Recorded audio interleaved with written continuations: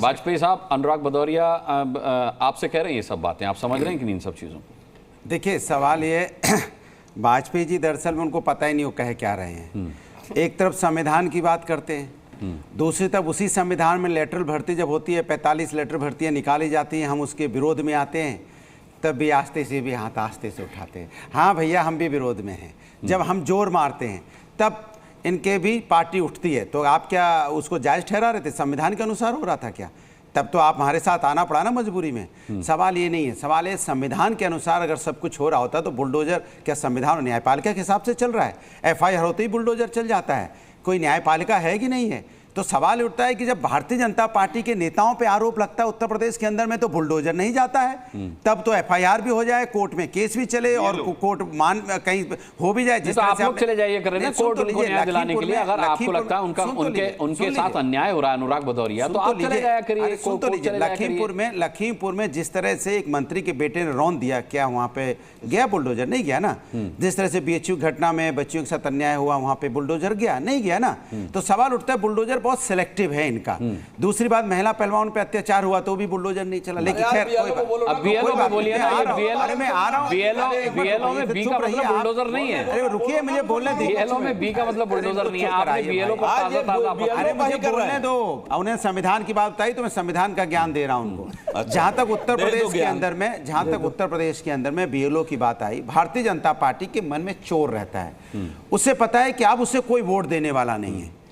वो अपने हिसाब से वहां पे सेट कर रही है, BLO सेट कर रही है कि भाई ये लोग हैं शायद हमें वोट नहीं देंगे, ये यादव है शायद हमें वोट नहीं देंगे, ये फलाना हमें वोट नहीं देंगे। ये हर उस अधिकारी को BLO को हटाना चाहते हैं जो उन्हें लगता है कि हमें वोट नहीं देगा, लेकिन वो भूल गए। तुम किसी को भी ले आओ, वोट फिर भी तुम्हें नहीं मिलना है। ये कोशिश तुमने 26 नए मुस्लिम लाए भी तो गए की थी, लोकसभा में की थी। अरे अनुराग भदौरिया 26 नए मुस्लिम BLO और भर्ती भी तो किए गए हैं। मैंने सुन तो लीजिए, मैं वही तो कह रहा हूं। ये चाहे BLO अपने हिसाब से ले आए, अधिकारी अपने हिसाब से लगा लें, या पोलिंग एजेंट भी अपने हिसाब से लगा लें, भैया रिटर्निंग ऑफिसर भी लगा लीजिए, सब कर लीजिए, हार ना तय है। आपने अगर जनता के साथ काम किया तो फिर दिक्कत क्या है?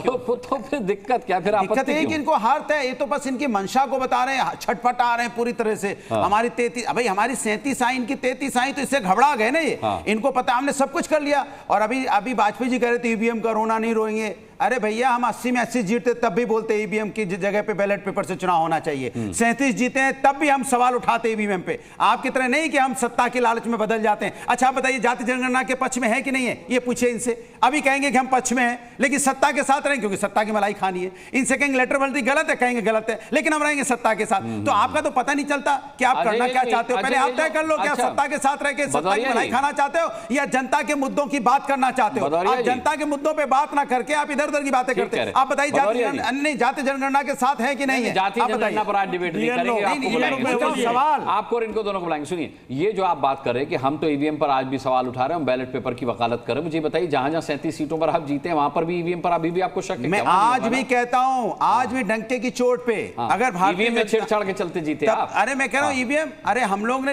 इन लोग तो वो कोशिश करते हैं ना, हम तो करें 80 के 80 जीतते तब भी हम कहते हैं EVM पे हम सवाल उठाएंगे।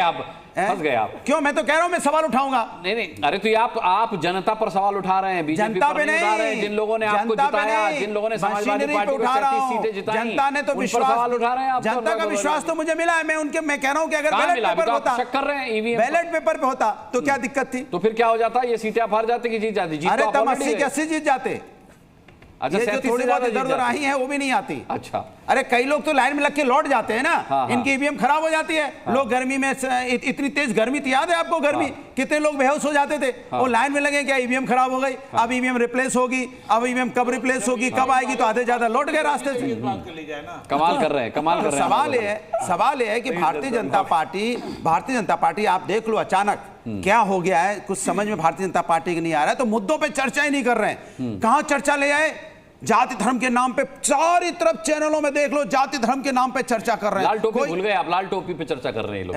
लाल टोपी भूल गए? वही तो कह रहे हैं, इसी पे अब उनको लाल टोपी दिखाई दे रही है। अब लाल टोपी में सुनिए, मजेदार बात देखिए, भारतीय जनता पार्टी हाँ बिल्कुल सही कह रहे हैं। कोई हरे कुर्ते पे चर्चा कर रहा है, कोई लाल टोपी पे चर्चा कर रहा है, और जनता बेचारी इंतजार कर रही है। सुनो, जनता इंतजार कर रही है मेरे रोजगार पे बात कब होगी, कब यहाँ महंगाई पे चर्चा होगी, हरा कुर्ता कब पहनते लाल किसानों टोपी पे मैंने होगी। कभी नहीं देखी अनुराग भदौरिया को। लाल टोपी पहने अनुराग भदौरिया को नहीं देखा। नहीं, लाल टोपी हम जेब में पहनते लाना चाहिए आपको, वैसे कहते नहीं, लगा लीजिए लाल आप। टोपी तो हम लोग, लाल टोपी हमारी पहचान है, लेकिन भारतीय जनता पार्टी को देखो मेरी पहचान से कितनी दिक्कत है। उनको ये समझ में आ रहा है कि अब पूरा देश, पूरा उत्तर प्रदेश लाल टोपी पहन रहा है, तो उनको अब लाल टोपी से दिक्कत होने लगी। अच्छा ये बताइए, जब सब समाजवादी हो जाएंगे तो आपको क्या उत्तर प्रदेश से दिक्कत होने लगेगी? कुछ दिन बाद तो मुझे लगता है उत्तर प्रदेश से नफरत हो जाएगी। समाजवादी उत्तर प्रदेश में सब समाजवादी हो गए, इसलिए उत्तर प्रदेश से नफरत है। शिवम देखिए सही कह रहा हूं, नहीं कह रहा हूं। देखिए एक चीज मैं कहना नहीं, चाहता हूं, अनुराग बोल लिए जी, 5 मिनट बोल लिया, नहीं, एक सेकंड मुस्कान जी, हो गया, एक सेकंड चले, वो भी हुआ। बीजेपी को उत्तर प्रदेश से नफरत हो जाएगी क्योंकि वहां सब समाजवादी हो जाएंगे। समाजवादी है सब, पारिभाषिक रूप से देखें तो सब समाजवादी। नहीं, अब उत्तर प्रदेश में सब समाजवादी होने वाले हैं। अब लाल टोपी से नफरत हुई है, कुछ दिन बाद उत्तर प्रदेश हो जाएगी, चिंता मत कीजिए। नहीं देखिए, ये कहावत नहीं है, ये सच्चाई है।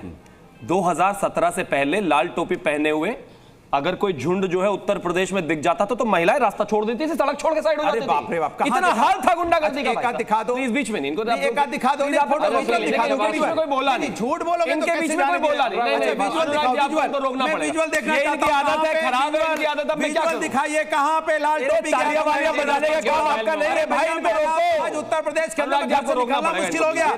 जन्माष्टमी के लिए 2 बेटियां लौट के आई, उनका पेड़ 100 अभी तो लाल टोपी भी नहीं पहनी, तब ये हाल है। सोचिए पहनी होती तो क्या हाल। भारतीय जनता पार्टी की सरकार में हो रहा है कि हाथरस की बेटी के साथ अन्याय हुआ, उन्नाव की बेटी के साथ अन्याय हुआ, जिसे बीएचयू की बेटी के साथ अन्याय हुआ, फिरोजाबाद में बेटी के साथ अन्याय हुआ, बुलंदशहर में बेटी के साथ अन्याय हुआ। ये तो भैया उत्तर प्रदेश की बीजेपी की सरकार में देखने को मिल रहा है। अरे बंगाल पर भी बोल दिया करो महानुभाव, कभी जबान खुलती है कि नहीं? उत्तर प्रदेश में बेटी बहनों ने निकलना बंद कर दिया कि भैया घर से निकलोगे कोई और बोल क्या हो जाए, क्योंकि यहाँ पे तो ऐसा राज्य चल रहा है कि जहाँ बेटियां सुरक्षित नहीं है। सही कह रहे हो, अपनी बात हमारे पार्टी के नाम पे डाल के बोलना चाहते हैं, मैं समझ सकता हूं आपका।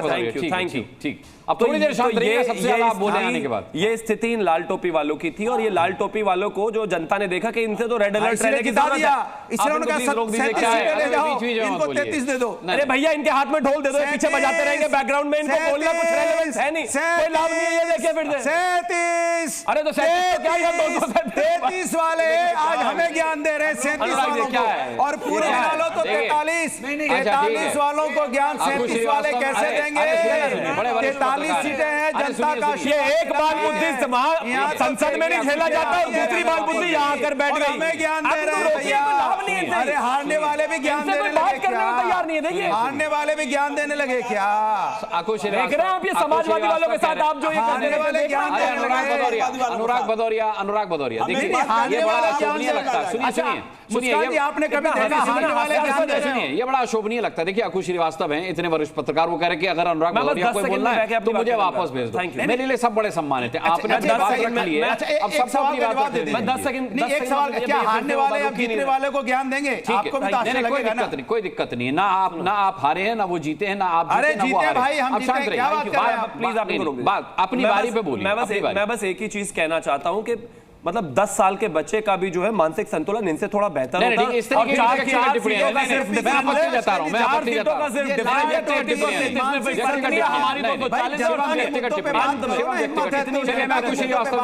मैंने सवाल बोले जा रहे हैं, फायदा ही नहीं है, कोई लाभ नहीं, मुझे अपनी 10 सेकंड में बात रखनी है। हमला करोगे, कोई टोकेगा नहीं, कैसे चलेगा? कैसे चलेगा? को रोकना पड़ेगा, ये आपका चैलेंज है। व्यक्तिगत लाल टोपी, मैंने लाल टोपी है भाई, आपकी क्या बुराई है इसमें? अरे तो आप बोलिए लाल टोपी जिंदाबाद। है ना लाल टोपी रेड अलर्ट, बोलो लाल टोपी जिंदाबाद, हम आपके साथ खड़े हैं। बोलिए आप लाल टोपी जिंदाबाद। गलत, ये देखिए खान साहब भी कह रहे हैं गलत, लाल टोपी गलत। एमएच खान साहब कुछ कहना चाह रहे हैं, हम बता दें। एमएच खान साहब, कोई मौलाना बता दे कि लाल रंग मुसलमानों के लिए जायज है कि हराम है?